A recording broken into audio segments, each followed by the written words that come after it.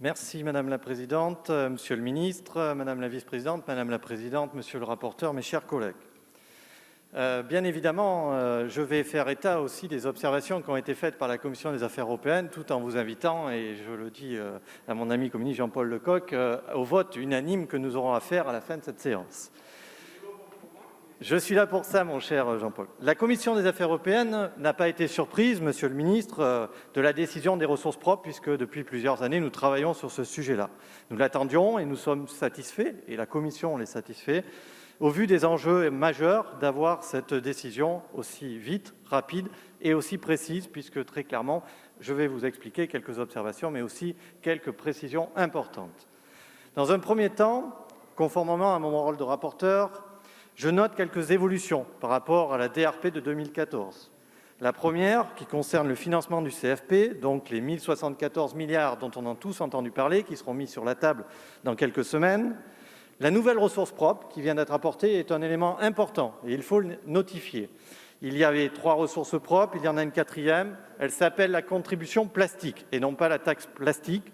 Je pense qu'il faut le dire, c'est une avancée, certes, c'est une avancée avec ses limites, dont on connaît bien évidemment l'impact, puisque ce n'est pas une ressource propre de forte valeur ajoutée, mais c'est une ressource propre très importante en matière environnementale, parce qu'elle symbolise le changement de ressources propres de l'Union européenne. Donc c'est le premier élément qu'il faut noter par rapport au CFP. Le deuxième, c'est quand même que ça entraîne une nouvelle réduction forfaitaire. Alors effectivement, une nouvelle ressource propre, emmenant des nouvelles réductions qu'on appelait habituellement rabais. Et cela, au sein de la Commission, nous avons signifié qu'il semblait être, à mon avis, un élément à travailler pour les futures années et éviter que cela se reproduise. Le troisième, je fais le rapport que nous avons fait à la Commission avant d'aller sur le plan politique. Et je pense que c'est nécessaire puisque vous m'avez nommé rapporteur, mon cher Jean-Paul Lecoq. Troisième élément qui est important, c'est les rabais qu'ils ont appelés arrangements. Donc les rabais, effectivement, ont été un peu clarifiés. Aujourd'hui, ça s'appelle les contributions forfaitaires et je pense que c'est aussi important de le noter puisque les volumes financiers sont clairement affichés. Et cet élément-là est aussi quelque chose qui est fort, qui est noté et qu'il faudra travailler pour les années à venir et nous l'avons souligné à la Commission des Affaires européennes. Au-delà de ces 3 observations, nous pouvons noter aussi que les ressources propres n'ont pas évolué pour le cadre financier pluriannuel à l'exception de l'augmentation des contributions pour les raisons que l'on connaît, à la fois le Brexit, à la fois la problématique de la crise économique et à la fois des ajustements sur le fonds de développement. Cela servira bien évidemment, Monsieur Jean-Paul Lecoq ainsi que tous mes collègues, à financer le cadre financier pluriannuel, c'est-à-dire les dépenses du budget. Et il ne faut pas oublier que pour dépenser, il faut des recettes. Et nous sommes satisfaits des recettes qui sont allouées pour financer cet élément-là. Le deuxième élément qui transpire sur cette décision et qui n'était pas présent dans les précédentes ressources propres, c'est la clé de voûte qu'on peut appeler du plan de relance, c'est l'emprunt. Et effectivement, je pense, ça a été dit par mes collègues, c'est historique, c'est unique et c'est un choix politique. Ce choix politique, en faisant un emprunt de 750 milliards d'euros qui sera réparti sur les années à venir entre des prêts et des emprunts, et des aides, sont essentiels.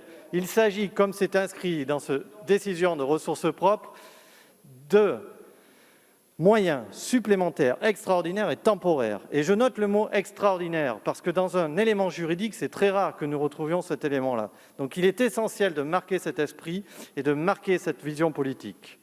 Troisième élément, c'est la feuille de route. Et vous l'avez bien entendu, il y a une feuille de route pour les ressources propres et nous sommes satisfaits que cette feuille de route soit établie, soit affichée, même si elles sont que dans les considérants. Et nous soutenons bien évidemment la réforme des ressources propres pour aboutir à des ressources spécifiques.